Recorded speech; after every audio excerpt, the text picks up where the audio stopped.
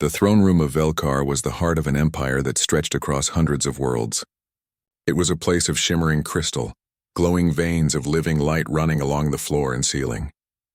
Every surface pulsed softly with energy, breathing in rhythm with the hive that ruled the galaxy. At the center stood the throne of the alien queen. It was not made of stone or metal, but of bioorganic matter that connected directly to her mind. Through this living seat, she guided her people, gave commands, and linked every thought across the hive. For centuries, the throne had never failed. The hive believed it to be perfect, a creation of divine precision. Yet on that day, a deep tremor passed through the hall. The glowing veins flickered. The air filled with a strange sound, like the heartbeat of a dying creature. Then silence spread across the vast chamber. The throne dimmed. The connection between the queen and her countless followers broke. The Queen of Velkar rose from her seat.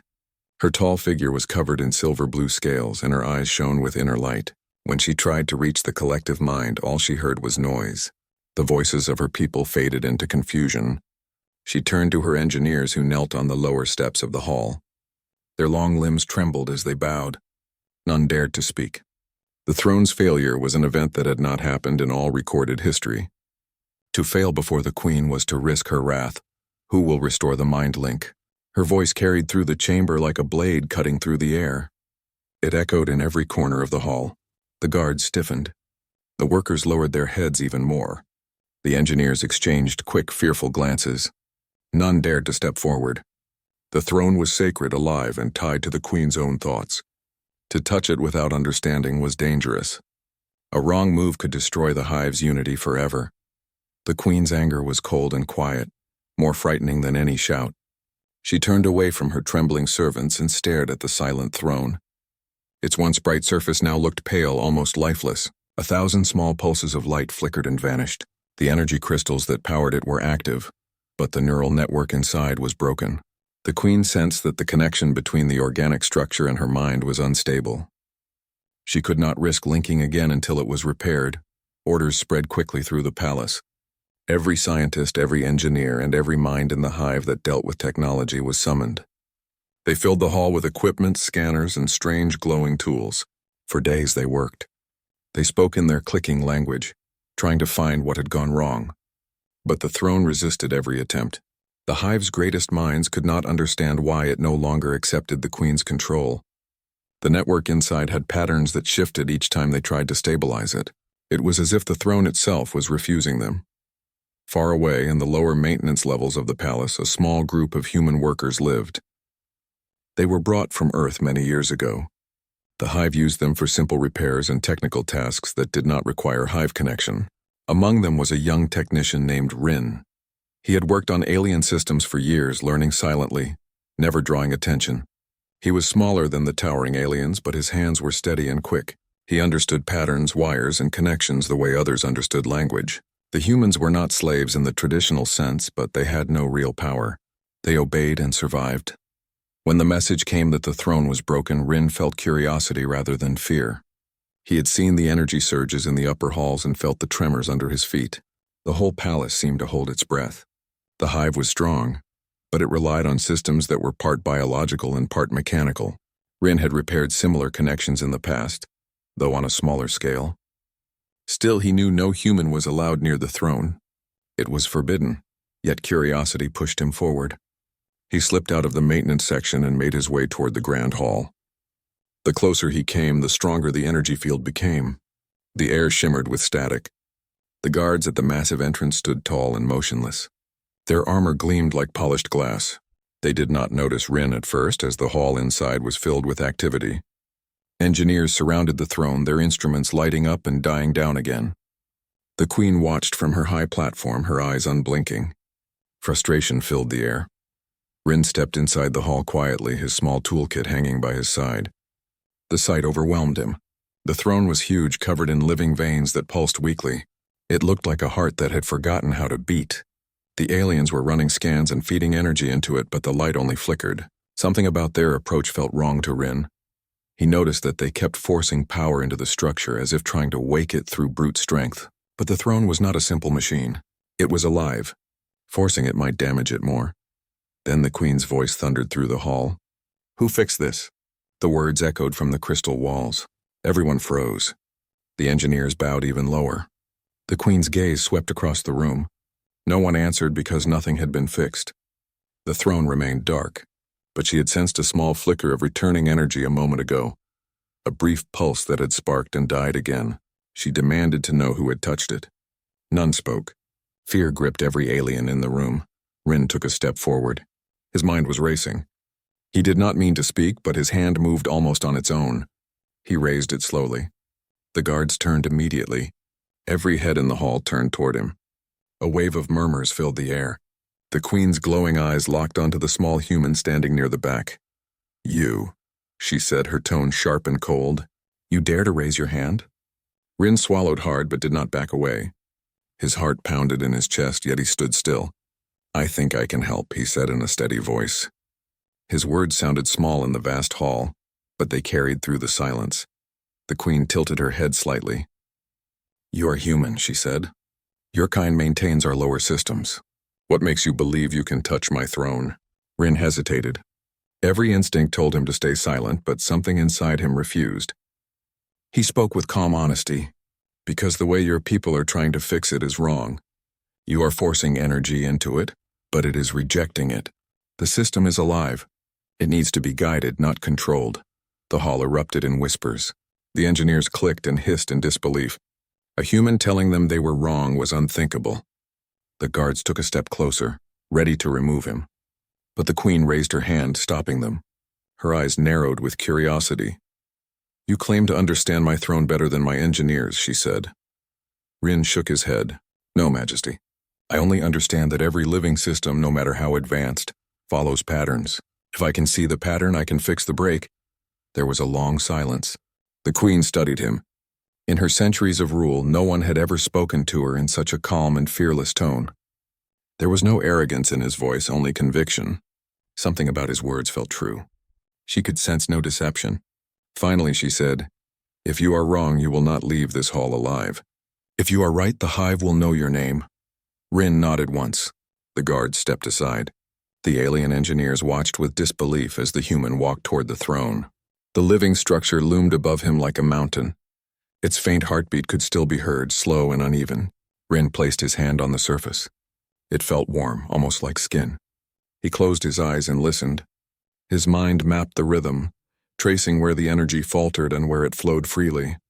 Slowly, he began adjusting the energy conduits connected to it, not forcing power but easing it through natural paths. The light pulsed faintly, then steadied. The Queen's eyes widened. Something had changed. The throne was breathing again. When Rin stepped back, the glow of the veins spread across the hall. The light returned to the crystal walls. The hum of power filled the air once more. The connection was not complete, but the system was alive again. The Queen could feel the hive's distant thoughts returning. It was weak but present. The engineers gasped. The impossible had happened. The Queen looked down at the small human standing before her. For the first time in her reign, she felt surprise. The human bowed his head slightly, waiting for judgment. The Queen's voice was calm now, almost thoughtful. "Who fixed this?" she repeated, softer but clear, and this time every creature in the hall knew the answer.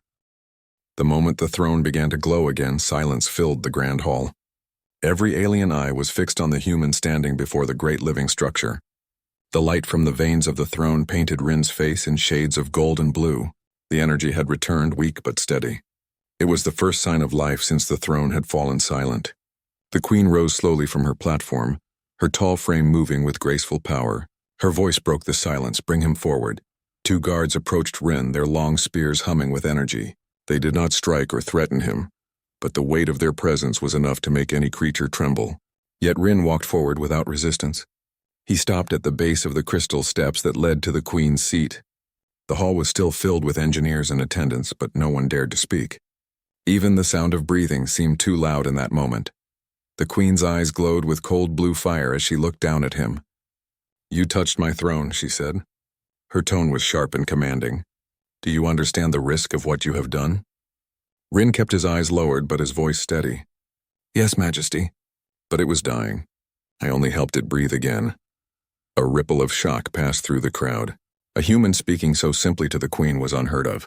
One of the alien engineers hissed in outrage. He speaks out of turn.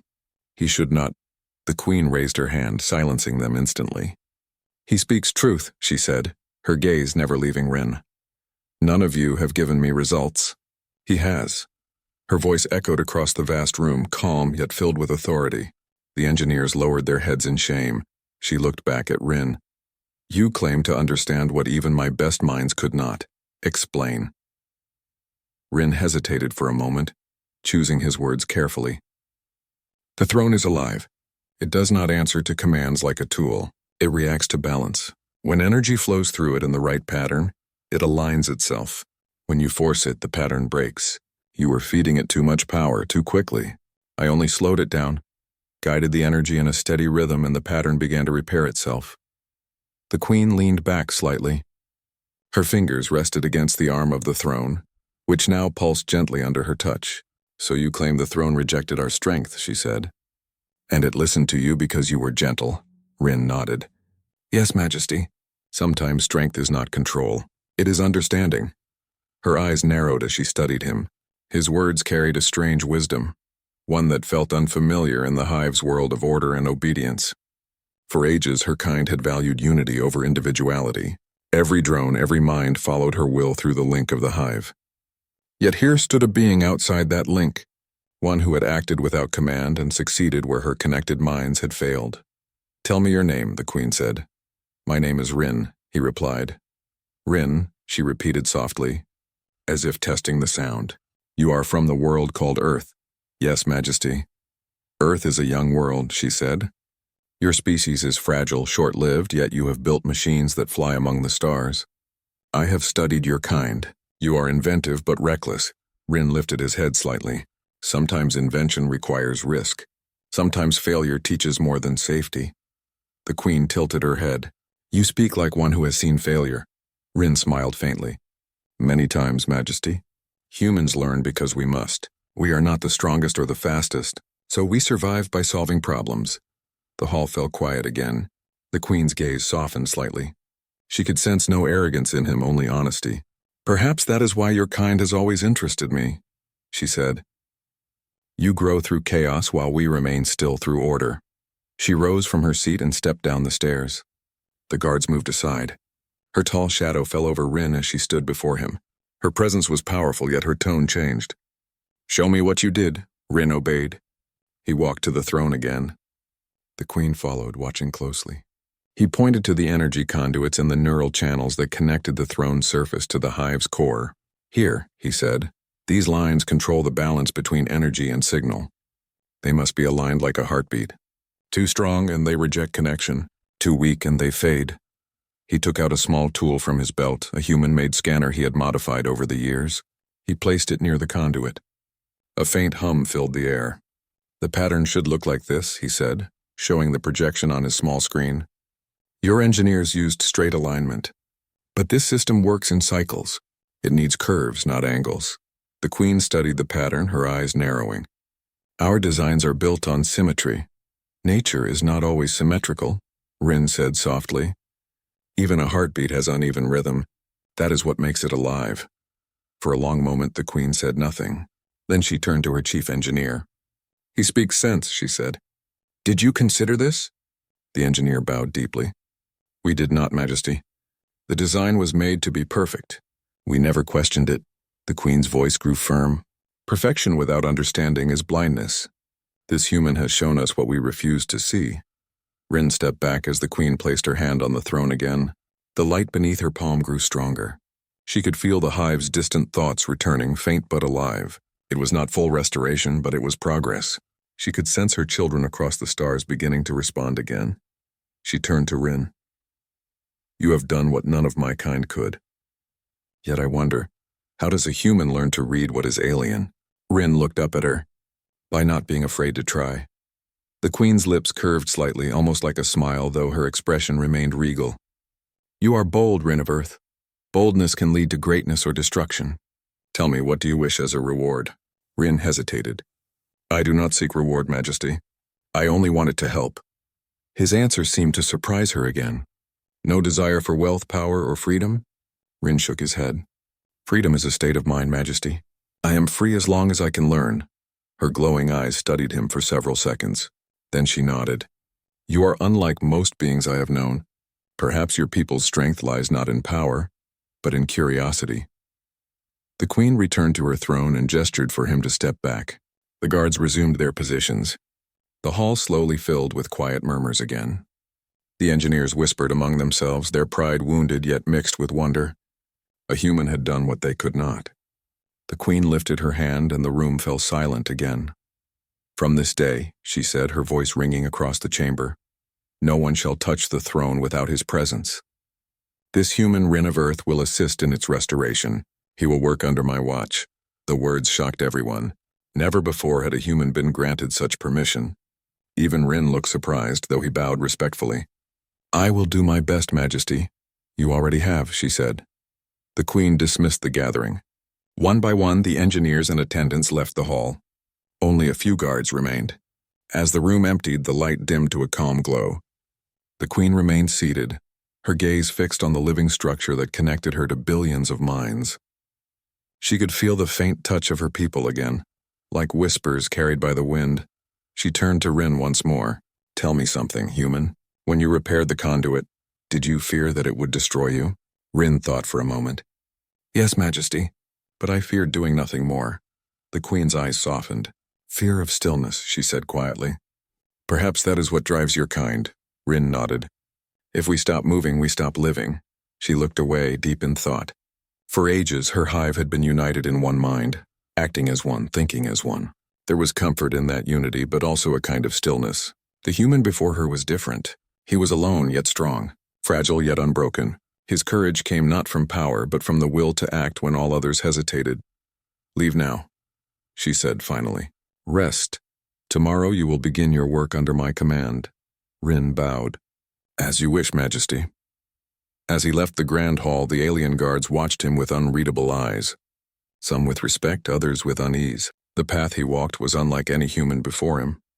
He had entered the most sacred place of the hive, touched the heart of their empire, and earned the queen's attention. He knew the days ahead would not be easy, but his resolve was firm. Somewhere deep within he felt pride, not for power, but for proving that even a small human voice could matter in a hall of giants. When the massive doors closed behind him, the queen sat alone with her throne. The glow reflected in her eyes. She whispered softly to herself, not in anger, but in wonder.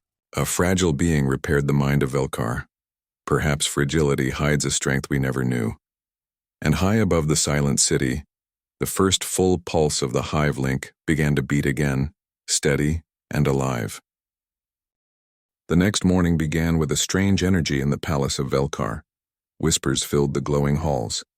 The news had spread across the hive world that a human had touched the queen's throne and brought life back into it. For the alien citizens, it was more than news.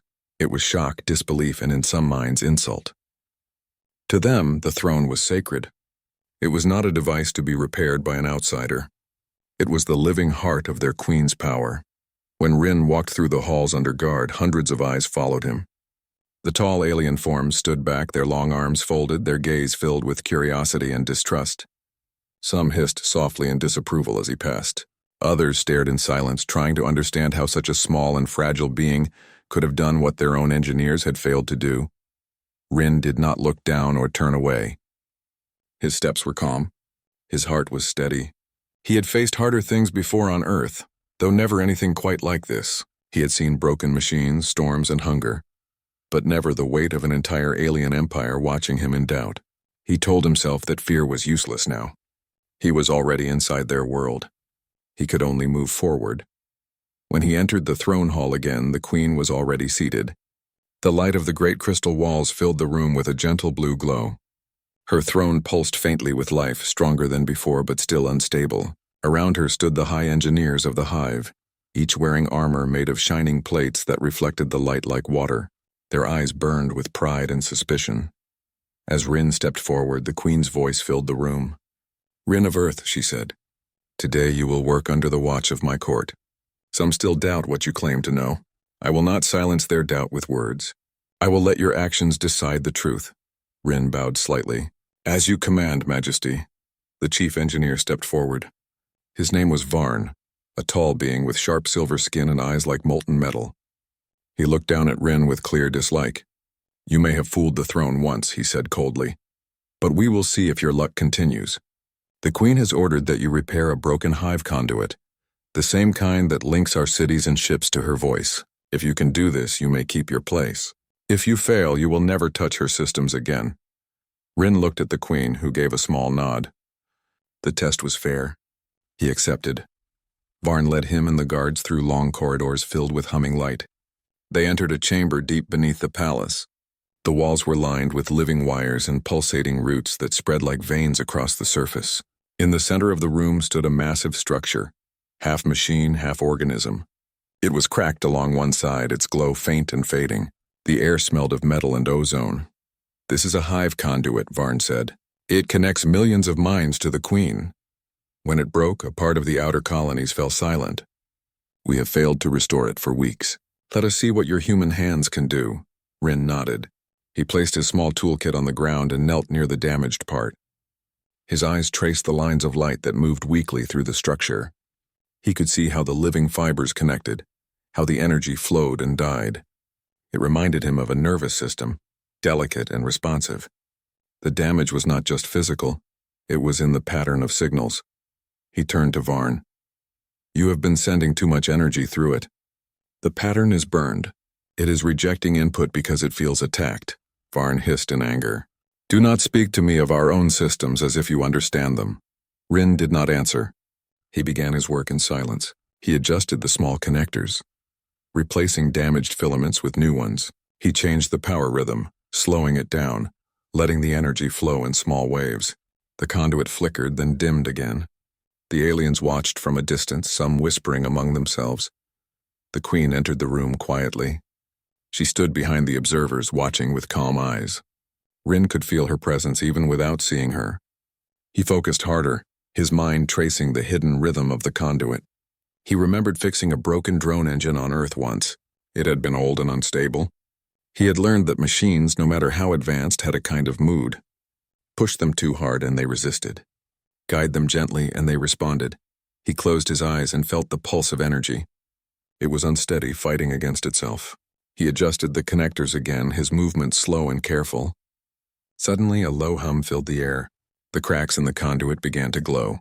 The living fibers pulsed brighter and brighter, until the whole structure came alive with light. The hum grew into a steady tone that vibrated through the floor. Every alien in the room froze. The Queen stepped closer, her eyes shining with surprise. The hive link inside her mind flickered and then stabilized. She could feel the distant voices of her people again.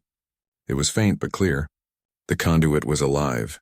Rin stepped back, breathing hard but smiling slightly. "It works, Majesty," he said quietly. The room remained silent for several long seconds.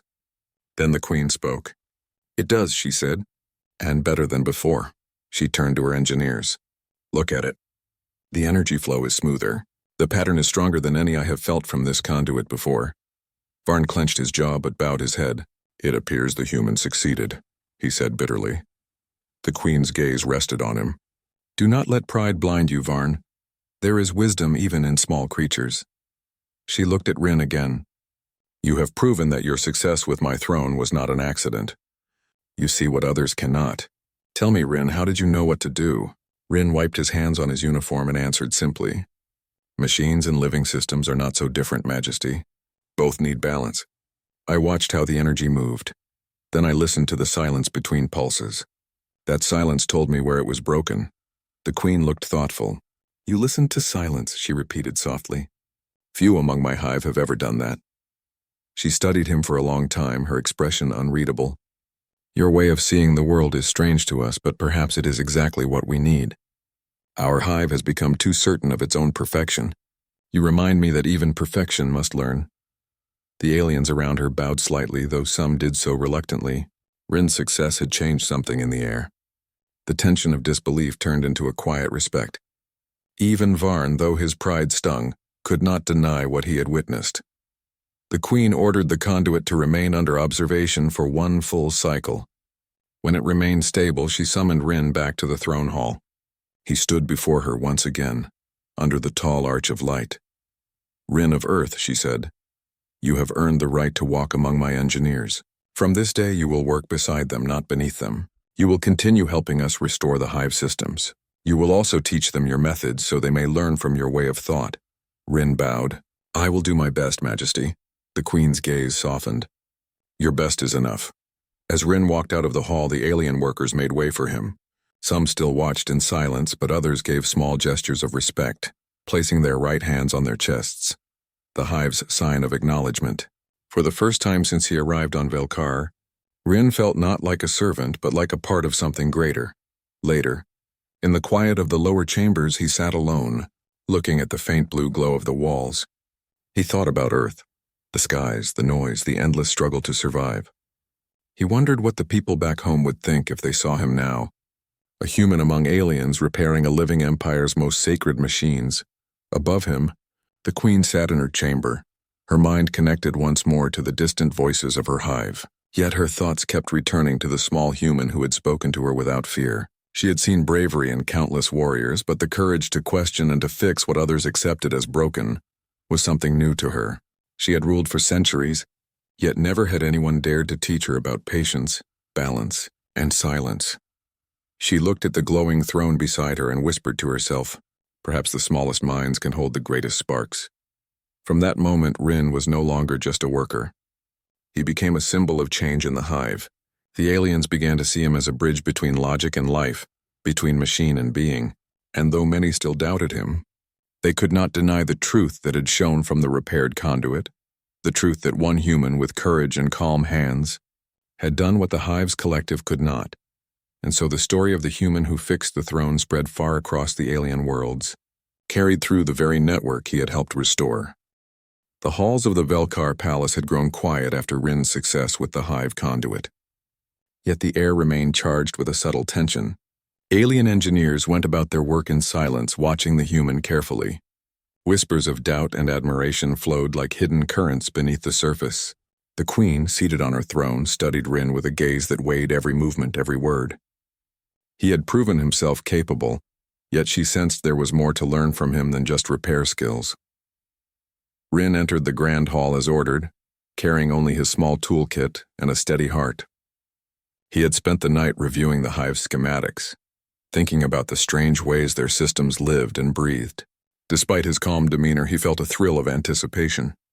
Every moment with the Queen was both a challenge and a chance to understand the heart of Velkar. Rin, the Queen said, her voice echoing like soft thunder. You have repaired what was broken. Yet I sense your mind works differently from ours. Show me. Teach me. Rin paused for a moment, then nodded. I will, Majesty, he said. His eyes met hers. The hive is like a living organism. You can feed it energy and commands, but it does not obey unless it trusts the flow. Machines can be fixed.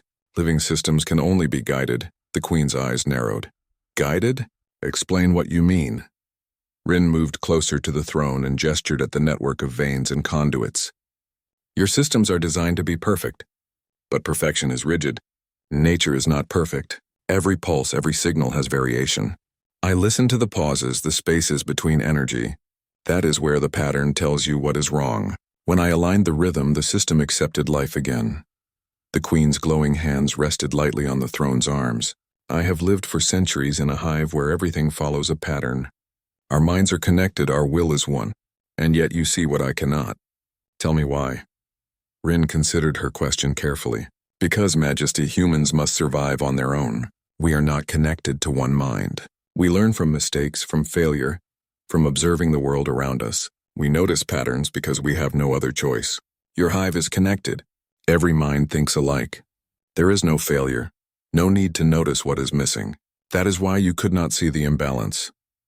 The Queen tilted her head, a gesture of curiosity. So our strength is also our weakness. We are united, yet blind to imperfection. Yes, Majesty, Rin said quietly. Sometimes what seems weak is actually a strength. A single mind can see what many cannot. A small hand can guide what seems unbreakable. She studied him closely, her glowing eyes reflecting the soft light of the throne. You speak of Earth. Your people are fragile, short-lived. How do you learn so much in such little time? Because we must, Rin replied. If we fail, we die. If we stop learning, we fail. That is why even a human can fix the throne. We do not fear what is unknown. We explore it. The Queen let her gaze drift over the hall. I have ruled for centuries, yet I have never considered this. The hive has always sought control, order, and obedience. We do not question. Perhaps that is why a human could succeed where all Velkar minds failed. Rin knelt before the throne and placed a hand on one of the conduits. He traced the faint glow with careful fingers, as though reading the memory of the system itself. Every system has a history, Majesty, he said. The signals carry information from past failures and repairs. If you ignore that, you only see what is in front of you. You do not see what came before.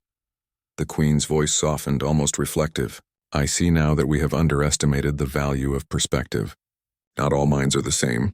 Some can see what our collective cannot. Rin rose and gestured to the network of conduits around the throne. If you allow me, I can show your engineers how to observe the patterns, not just force them. Your hive is powerful, but it could be stronger if it learns to listen as well as command. The Queen's eyes narrowed thoughtfully. Teach my engineers? She asked. Do you think they will listen to a human? Rin smiled faintly. If they see results, they will. Humans earn respect by what we do, not by who we are. The Queen's expression shifted slightly. She stepped down from the throne and moved closer to Rin. I want you to teach them, she said. But not just how to repair the systems. Teach them what you have taught me. Teach them to see, to listen, to guide. If my hive is to survive the challenges ahead, it must learn from the unexpected. Rin bowed. I will do as you command, Majesty. For the next hours, Rin moved among the engineers, demonstrating his methods.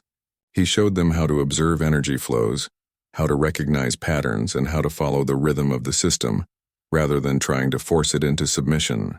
At first, the alien engineers resisted. They had been trained to obey their queen and the hive's design.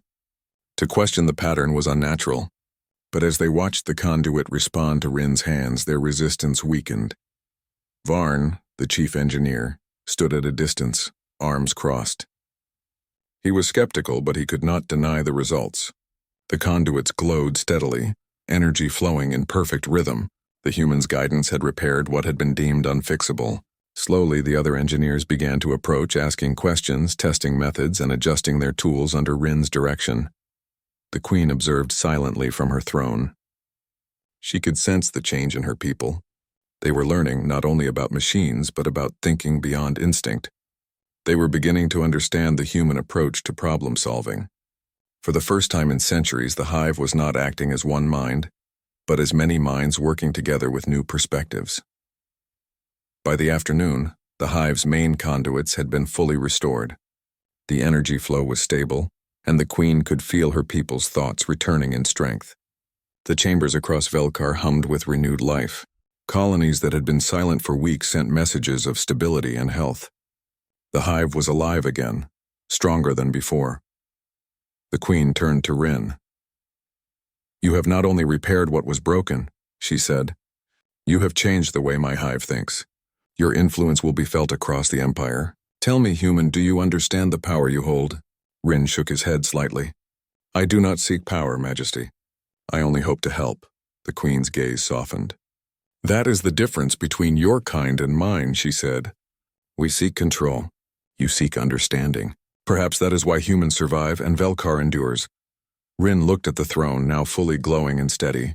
You have a strong hive, Majesty. But even strong things must learn to bend or they break. The Queen nodded. I see now. You have taught me more than any engineer ever could. You have reminded me that curiosity, courage, and careful observation are as important as strength. The human mind has a value I have long ignored. As the day ended, Rin was allowed to rest in a chamber near the throne. He sat quietly, thinking about Earth, about the people who had raised him to be curious, and about the strange empire he now served. He realized that he had changed something fundamental in the hive. The Queen had learned from him. The engineers had learned from him. The hive itself had been reminded that even the most sacred systems could be improved by a fresh perspective. Above him, the Queen sat on her throne, her mind linked to billions of beings across the empire. Yet her thoughts returned again and again to the human who had dared to answer, the one who had guided her throne back to life. She whispered to herself, a soft sound that no one else could hear. Perhaps the smallest creatures hold the greatest lessons. In the days that followed, Rin continued to teach the engineers. The palace hummed with quiet energy. not just from the conduits but from a new kind of respect and understanding. The hive was no longer rigid. It had learned to bend. And in the center of it all, Rin worked with steady hands and a calm mind, a human showing an alien empire the strength of curiosity, patience, and courage. The hive of Velkar had never been quieter. The restored conduits hummed steadily, and the colonies across the empire had resumed their normal flow of energy.